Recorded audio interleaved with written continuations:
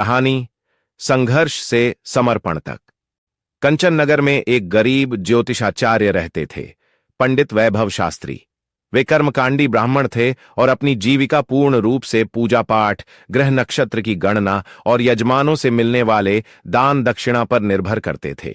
उनका जीवन सादा और संघर्षपूर्ण था, लेकिन ईमानदारी और कर्मनिष्ठा उनके स्वभाव का अभिन्न अंग थी।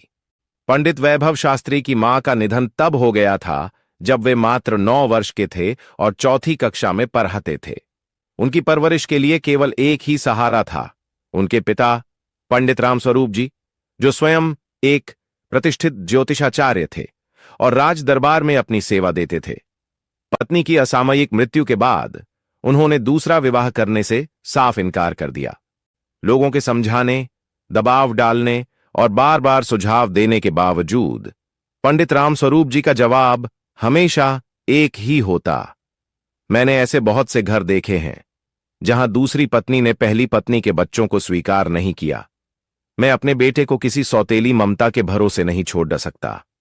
उन्होंने दरबार की सेवा छोड़ दी और पूरी तरह से अपने इकलौते पुत्र वैभव की परवरिश और शिक्षा में लग गए। उन्होंने उसे संस्कृत विद्यालय में दाखिल कराया और साथ ही घर पर वेद, कर्मकांड, हवन, पूजा पाठ, हस्तरेखा, अंक ज्योतिष और शास्त्रों की शिक्षा भी देने लगे। समय बीता और वैभव ने मैट्रिक की परीक्षा पास कर ली। तब तक वे एक दक्ष ज्योतिषाचार्य बन चुके थे। पंडित रामस्वरूप जी भी अब अपने घर से ही ज्योतिष का कार्य करने लगे थे और वैभव भी उनके साथ काम करने लगा था। जीवन फिर से संतुलित हो रहा था। अब रामस्वरूप जी वैभव के विवाह के लिए एक सुशील कन्या की तलाश में थे, लेकिन नियति को कुछ और ही मंजूर था। एक दिन जब वे किसी यजमान के यहां से लौट रहे थे तो मार्ग में दुर्घटना हो गई।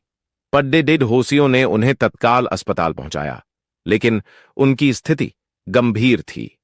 सारी जमा पूंजी इलाज में खर्च हो गई, परंतु विधाता को जो स्वीकार था वही हुआ। रामस्वरूप जी अपने पुत्र को जीवन के कठिन मोड़ पर अकेला छोड़कर चल बसे। वैभव टूट चुके थे। बचपन में मां और अब युवावस्था में पिता का साया भी सिर से उठ गया था। एकाकीपन और जिम्मेदारियों का बोझ उन्हें तोड़ डेच रहा था, लेकिन पड़ोसियों ने उन्हें सहारा दिया, समझाया और उनका हौसला बनाए रखा। धीरे धीरे वैभव ने अपने दुख को आत्मसात किया और फिर से अपने काम में जुट गए। अब उनका जीवन बहुत व्यस्त हो गया था। सुबह उठकर खुद के लिए भोजन बनाना, फिर पूजा पाठ के लिए यजमानों के घर जाना और शाम को थका हारा लौटकर फिर से रसोई में जुट जाना। यह दिनचर्या चलती रही। मोहल्ले वालों से वैभव का यह संघर्ष देखा नहीं जा रहा था। सबने आपस में सलाह मशविरा किया कि क्यों न वैभव की शादी करा दी जाए, ताकि उसे एक जीवन साथी मिले और उसकी दिनचर्या थोड़ी सहज हो जाए। लेकिन विवाह जैसे पवित्र बंधन के लिए केवल सामाजिक प्रयास ही नहीं, ऊपर वाले की इच्छा भी आवश्यक होती है। इसी बीच एक दिन मोहल्ले की एक वृद्धा ने अपने दूर के रिश्तेदार की बेटी सुनैना का प्रस्ताव रखा। सुनैना एक संस्कारी, घरेलू और समझदार कन्या थी, जिसने अपनी मां के देहांत के बाद घर की पूरी जिम्मेदारी उठाई थी। जब वैभव से इस प्रस्ताव की चर्चा हुई तो उन्होंने विनम्रता से कहा, यदि यह मेरे पिता होते तो वही निर्णय करते। मैं उनका आदेश मानकर इसे स्वीकार करता हूं। शादी संपन्न हुई। सुनैना ने न केवल रसोई की, बल्कि वैभव के टूटे हुए जीवन की भी संभाल ली। अब पंडित वैभव शास्त्री केवल एक ज्योतिषाचार्य नहीं थे, बल्कि एक संपूर्ण परिवार के मुखिया बन चुके थे। मोहल्ले वाले भी संतुष्ट थे कि उनके प्रिय वैभव ने आखिरकार एक नया जीवन शुरू किया।